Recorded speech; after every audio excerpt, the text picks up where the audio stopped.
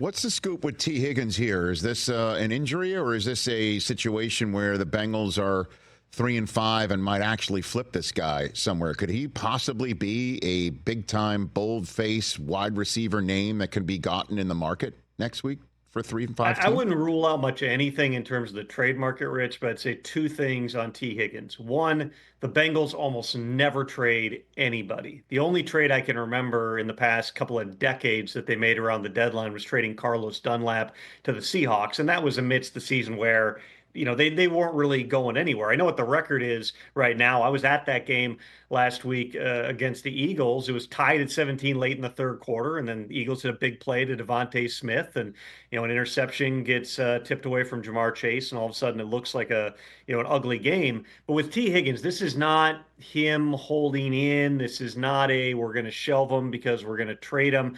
He's got a legitimate injury. It happened in practice last Friday. I was told he was running a route on air, meaning not in a team drill. It's warm-ups, it's individuals, and he pulls his quad.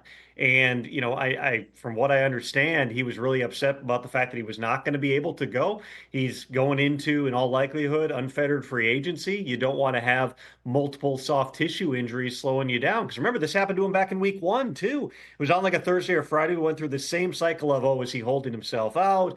What's going on here? No, it was he suffered a legit injury. I have no doubt that T. Higgins is going to get paid, but it is going to give some teams pause when you're talking about a guy who multiple times within a season Mm. is suffering a soft tissue injury during the practice week and forcing coaches to kind of blow up the game plan. That happens on a Friday. That's not easy for Zach Taylor and Dan Pitcher and those guys. Last week they went to more 12 personnel, and Mike Gesicki had a big day. But T. Higgins along with Jamar Chase, like that's what makes this Bengals offense go, especially now that Joe Mixon is not there anymore.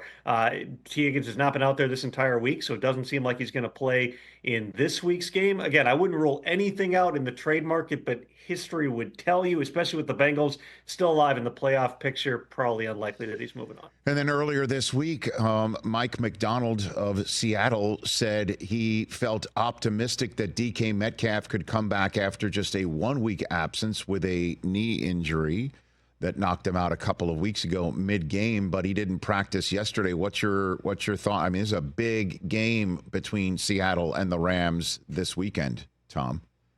I mean, it's going to feel like whichever team wins that game has a good shot at being the team that takes down the 49ers. The team that loses, is going to, I'm not going to say they're going to, sell off, but certainly they're not going to feel as confident, as we roll up toward the trade deadline here. With DK Metcalf, it's a grade 1 MCL. Those are usually a week or two. So he's right on the border. It would not be the first time that a Seahawks player didn't practice Wednesday, Thursday, got some work on Friday, and played in the game. I'm sure DK Metcalf would like to be out there, but they're always a late practice team. They practice late out on the West Coast here. Again, I would think that this is probably a situation where he's going to be listed as questionable, and this might not be clear until we get closer to kickoff. Catch the Rich Eisen Show every single day on the Roku Channel, 12 to 3 Eastern, for free.